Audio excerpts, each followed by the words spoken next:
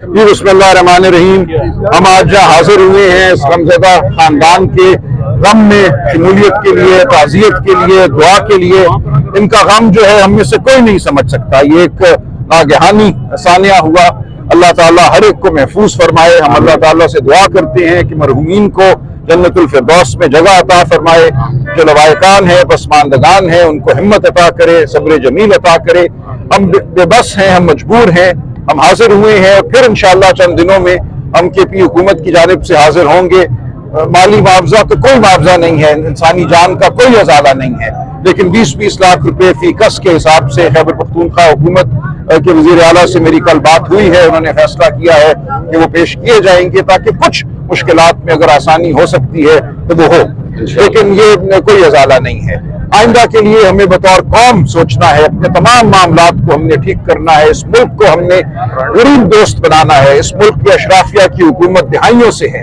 हमने हर सतह पे गरीब का हाथ पकड़ना है, गरीब के गम में शामिल होना है। खाना उनका रवैया कैसा था आपके साथ? अहले खाना का रवैया गम में डूबा हुआ था, लेकिन जो वालिद हैं जिनकी 4 बेटियां नहीं रही, उन्होंने बहुत गर्मजोशी से गले लगाया, कहा खान साहब को मेरा बताना।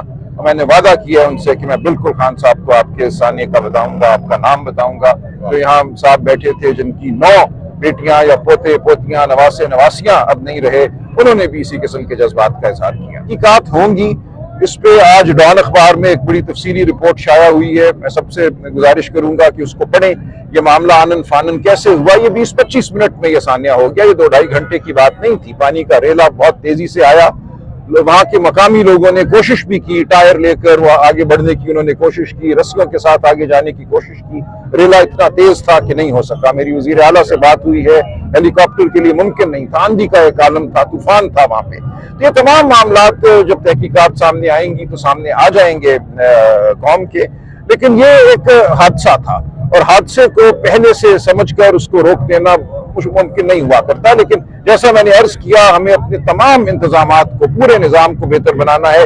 जहां कहीं हमारे दरिया हैं, वो खैबर पख्तूनख्वा हो, वो गिलगित बल्तिस्तान हो, वो पंजाब हो, सिंध हो, कहीं पे भी तूफान आ सकता है, कहीं पे भी रेला आ सकता है। वहां पे एक निजाम होना चाहिए, अर्ली वार्निंग का अलार्म होने चाहिए। जब तुगयानी बढ़ने लगे तो एक ऐसा सिस्टम हो कि लोगों को अंदर जाने से रोक दिया जाए। एक दूसरे का हाथ पकड़ना है, एक दूसरे के गम को समझना है, एक दूसरे की हमने कमर जो है उसको मजबूत करना है, पुश्त बनाई करनी है, गरीब की पुश्त बनाई करनी है। तो आज गम का मौका है, हम अपना सर झुकाते हैं, अल्लाह ताला से दुआ करते हैं मरहूमीन के दर्जात बुलंद करे। अल्लाह ताला फरमाए जो पसमंदगान हैं उनको हिम्मत दे, हौसला दे, वो अपनी जिंदगी जारी रख सके और हम उनके साथ खड़े रहेंगे।